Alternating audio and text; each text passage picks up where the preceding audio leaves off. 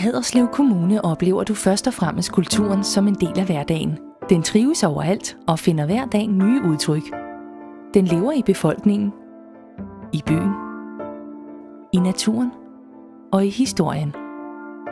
For få steder har så righoldig en kulturarv som Haderslev Kommune, der i kraft af sin placering udgør et naturligt bindeled mellem Norden og Europa. Helt tilbage i istiden skabte naturen det landskabsbånd, som knytter vores kulturinstitutioner sammen. Selve Haderslev by skød op på en sandbanke inderst i fjorden i løbet af 1100-tallet. Og i dag bygges der stadig livligt, blandt andet på havnen.